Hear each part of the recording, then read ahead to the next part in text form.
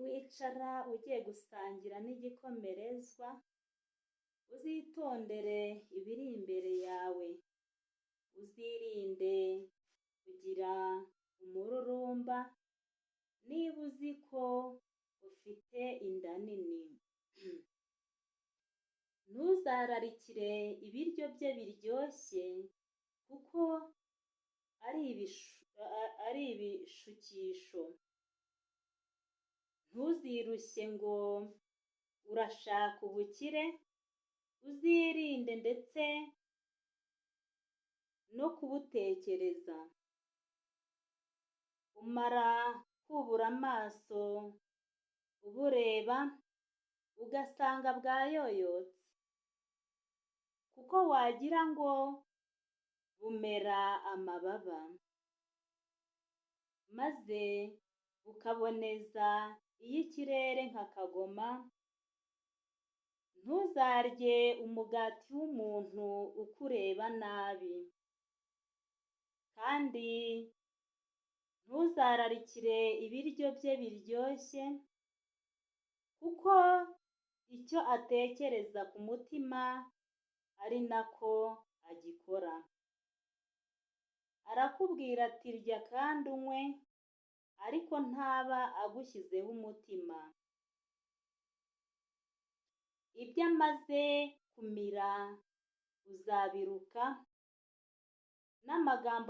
ibyo umaze kumira uzabiruka, n'amagambo yawe meza agupfana ubusa.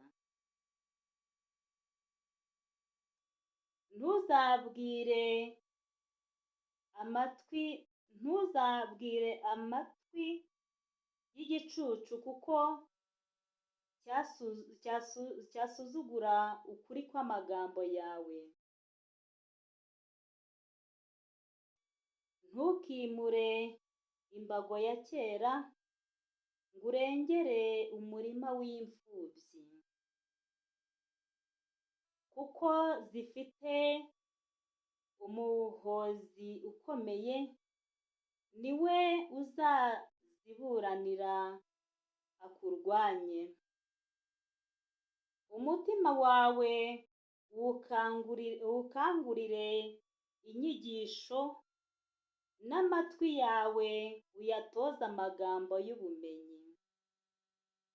Ntukange guhana umwana, numukubita umunyafu ntazahera ngo apfe.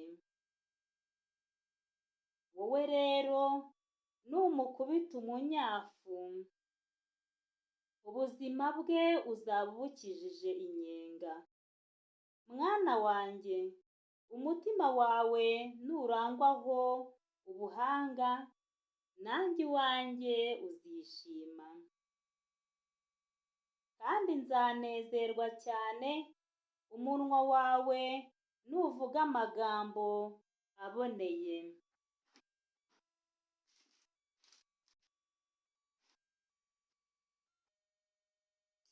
Umutima wawe ntukagirire ishyari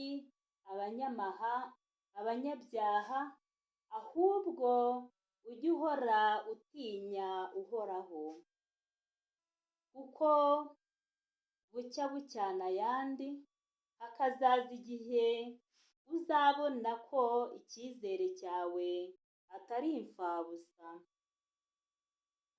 Tega amatwi mwana wanjye, ube umunyabuhanga, kandi umutima wawe uwuyobore inzira iboneye.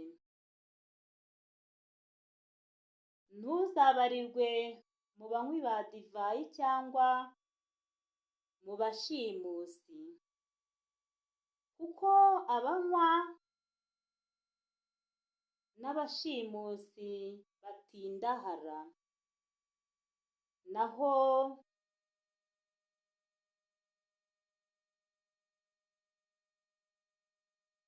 kuryamira bikambika umuntu inshabari. Uzajye wumvira so wakubyaye, kandi ntugasuzugure nyoko. Namara gukecura ujye uharanira ukuri, woye kugutezukaho, uronke ubuhanga, ubumenyi n'ubwenge. Se w'intungane ntazahwema kwishima, kandi ubyaye umunyabuhanga aranyurwa. Na so na nyoko bibanezerwe, uwakubyaye avuze impundu. Kristo Yezu akuzwe.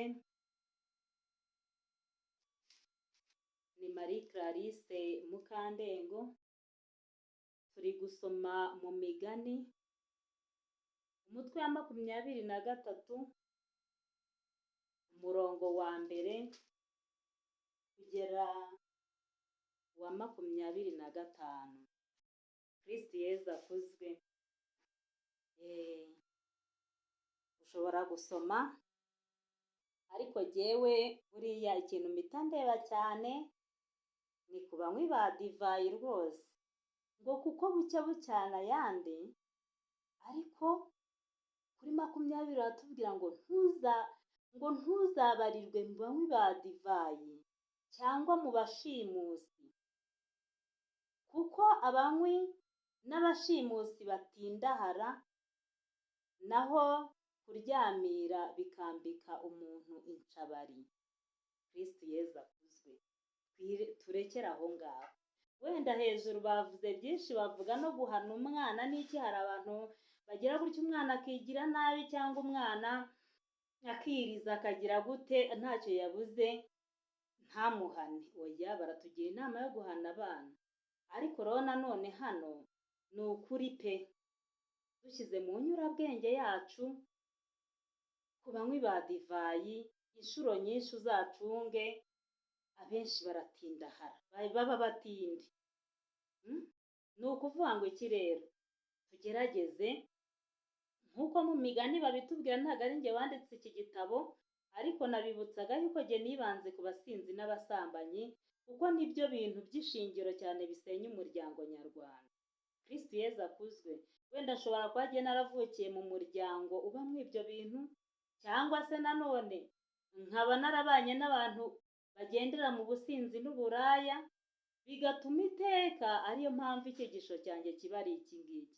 Nabonye rero hafi ya bose abantu bajya muri ibi bintu ari akazi, ntibagakora uko bikwiriye, ari urugo rwabo ruhora mu makimbirane n'amatiku ku bw'icyo kintu, no gusenyuka burya kw'ingo ahanini niho bituruka.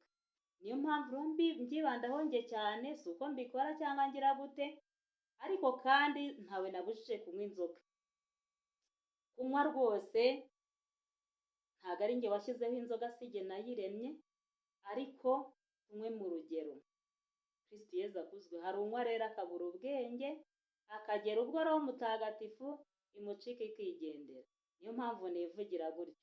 N'abasambanyi rero nabo ni uko, baba bari gusamba, ari abantu babiri bari gusamba.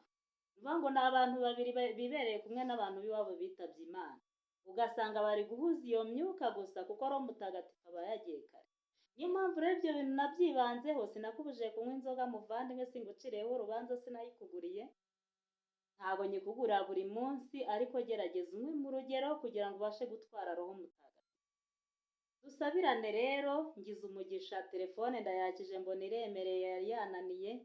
Mu gihe ntaragura indi, ninyemerera nzajya nyatsa ngira ikiganiro ntambutsa, ninyangira ndaba nyihoreye. Ariko jyewe mparanira gukoresha ibyanjye, mparanira kurya ibyanjye. Niyo mpamvu ntegereza igihe nzabonera ubushobozi bwo kuyigura, nkagura iyindi. Kristo Yezu akuzwe. Hari umuntu rero ugira gutyo, ugasanga niba ari mu murimo w'Imana, b'abakozi b'Imana bacu b'iyi minsi ya none, niba agiye kujya ahantu akaka itike, niba agiye mu biki akagira iki. Oya, njyewe Imana nibona ko hari icyo nakoraga gikeneye telefone, nzayigura.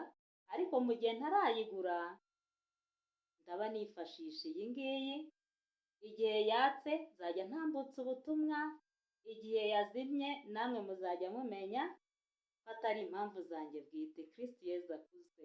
Mu murimo wa Nyagasani dukoresha ibyo Nyagasani yaduhaye, kandi tugire ubwenge mu buzima. buzima bwacu bwo gukora icyo Imana ishaka. Dusabirane rero. Kristo Yezu akozwe. Njye ndi Marie Clarisse Mukandengo, murota Imana.